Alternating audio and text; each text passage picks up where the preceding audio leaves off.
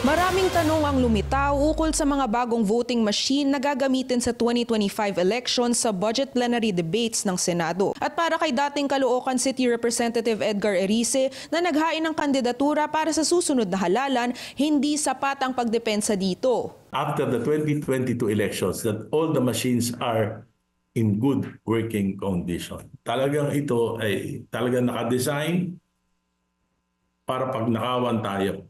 Si Senator Amy Marcos ang dumepensa sa panukalang 2025 budget ng Commission on Elections na higit 35 billion pesos. Ayon sa senadora, kinuha ang mga bagong makina para sa updated na teknolohiya nito.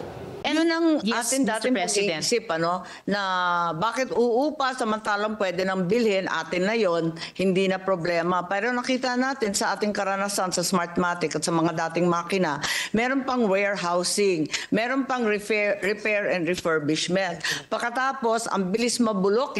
Naging issue rin ang pagkuha ng units na may direct recording electronic o DRE system at hindi lang optical mark reader o OMR dahil mas maganda ito para sa overseas voting. 17 lang naman daw ang post para sa pagboto sa ibang bansa pero libo-libo ang kinuhang makina na may DRE. So sana pala, good sponsor, nag-lease na lang tayo ng 17 DRE machines at the rest, kung ilang libo, ililist natin na OMR. How can we know na good sponsor na hindi naging mas mura kung mas maraming OMR ang ililist, then 17 ang DRE na ililist? In fact, I don't think it's been adequately explained why this contract is so expensive. Tinawag ni Erice na pagnanakaw na lang ang mga nangyari dahil sa kontrata ng COMELEC at joint venture ng Korean na kumpanyang Miru Systems.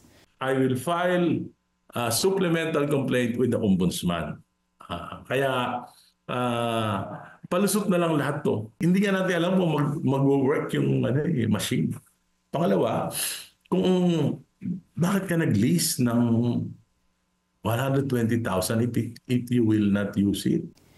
Nanawagan din si Erice sa Korte Suprema na agad na aksyonan ang issue matapos niyang hilingin na ipawalang bisa ang kontrata ng COMELEC at Miru Systems. Maaalala naman na nahaharap sa reklamong paglabag sa Omnibus Election Code si Erice dahil sa panggugulo niya umano sa paghanda sa midterm polls.